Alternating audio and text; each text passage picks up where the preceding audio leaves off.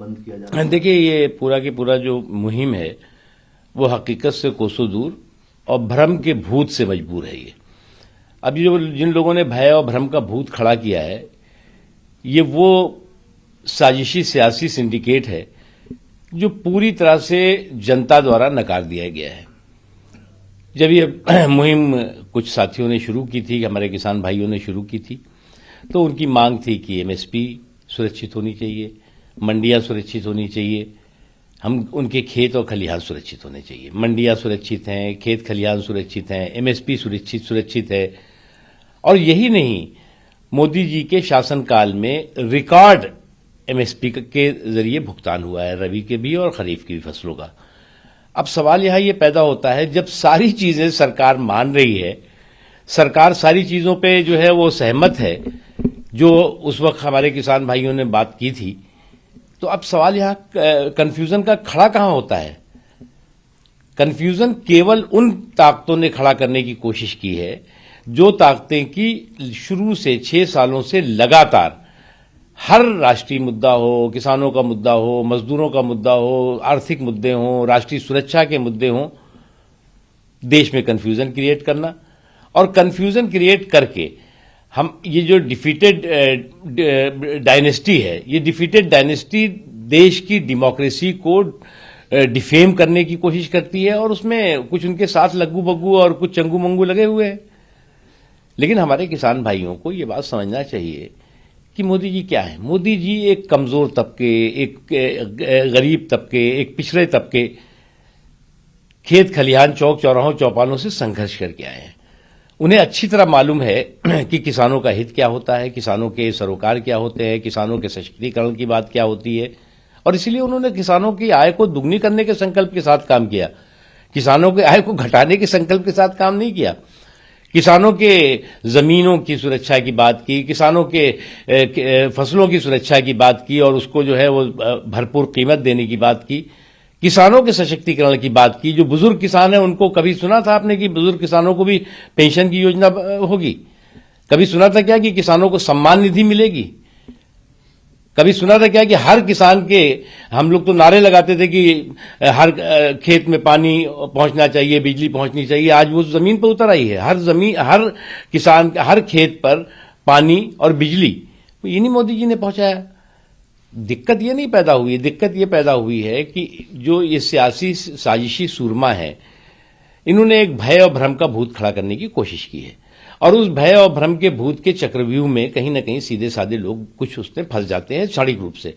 लेकिन जब उनको इस बात का एहसास होगा और होता है कि हम तो गलत हो गए, और ये जो साजिशी सियासी ताकतें थीं, इन्होंने हमें जो है वो कहीं ना कहीं हमारा इस्तेमाल किया, तो फिर वो जो है वो महसूस करते हैं। और आज जो है ज्यादातर किसान इस बात से सहमत है कि मोदी जी के रहते किसानों का हित सुरक्षित है, किसानों के सरोकार सुरक्षित है। किसानों का एक ग्रुप है जो आपके बिल के समर्थन में कहा, अगर आपने दबाव में वापस लिया तो हम फिर विरोध प्रदर्शन करेंगे। देखिए, ज्यादातर किसान, देश भर के किसान जो इस वक्त जो है वो अपने खेतों में, अपने खलिहानों में काम कर रहे हैं, गांव में काम कर रहे हैं, वो आश्चर्यचकित है कि हो क्या रहा है। सर, एक अमेरिका में दूसरी घटना हो गई, किसान को लेकर एक फेस किया खालिस्तानियों की। देखिए, महात्मा गांधी न केवल भारत के आदर्श हैं, बल्कि पूरी दुनिया के शांति और अहिंसा के आदर्श हैं। अगर वहां पर उनके साथ किसी तरह का इस तरह की हरकत होती है तो निश्चित तौर से वो दुर्भाग्यपूर्ण भी है, दुखद भी है, और उसकी कड़े से कड़े शब्दों में निंदा करनी है। सर, प्रियंका गांधी आरोप लगा रही है कि प्रधान 2 करोड़ रोज दिन अपने 2 करोड़ एडवर्टाइजमेंट पे खर्च कर रहे हैं, लेकिन आम लोगों का कुछ नहीं। अब ये परिवार के पास जो है वो सड़क रह नहीं गई, जमीन रह नहीं गई। अब जमीन पे जीरो हो गए हैं और जमीर पे भी जीरो है ही है पहले ही। तो जिनका जमीर भी नहीं हो और जमीन भी नहीं हो, तो वो जो है वो इसी तरह की बातें करते हैं। आज जो है वो जो किसानों की बात कर रहे हैं, तो जरा सा अपने गिरीबान में झांकना चाहिए इनको। इनकी राज्य सरकारें जो अभी भी बची खुची हैं वो क्या कर रही हैं?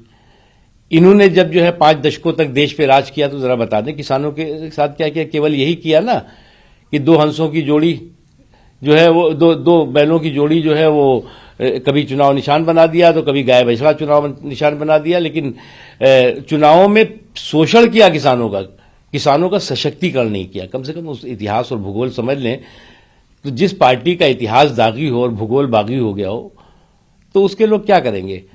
सड़क पे हार और सोशल मीडिया में हाहाकार।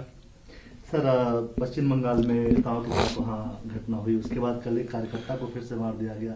अब टीएमसी के बड़े नेता कह रहे हैं कि भाजपा अगर हारेगी तो ममता बनर्जी का मर्डर करवा सकती है। देखिए क्या है कि अगर उन्होंने हार की पेशीन गोई भूमिका अभी से बना ली है तो ये उनकी अपना आकलन है।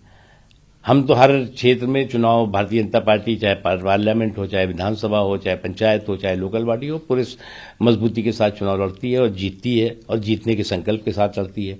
लेकिन पश्चिम बंगाल में जिस तरह की अराजकता और जिस तरह की उद्दंडता की पराकाष्ठा है, उससे एक बात लगता है कि वहां पर जो है वो कानून व्यवस्था को वहां के अराजक तत्वों ने, गुंडों ने हाईजैक कर लिया है और सरकार नाम की कोई चीज रह नहीं गई। केंद्र सरकार की तरफ से अधिकारियों को बुलाया गया था, उसको भी मना कर दिया सर। देखिए, सरकार उनको समझना चाहिए कि जो कॉन्स्टिट्यूशनल पावर्स हैं वो राज्यों की क्या है, केंद्र की क्या है। अगर आप कॉन्स्टिट्यूशनल कन्फ्लिक्ट करेंगे। नमस्कार, मैं हूं मानक गुप्ता।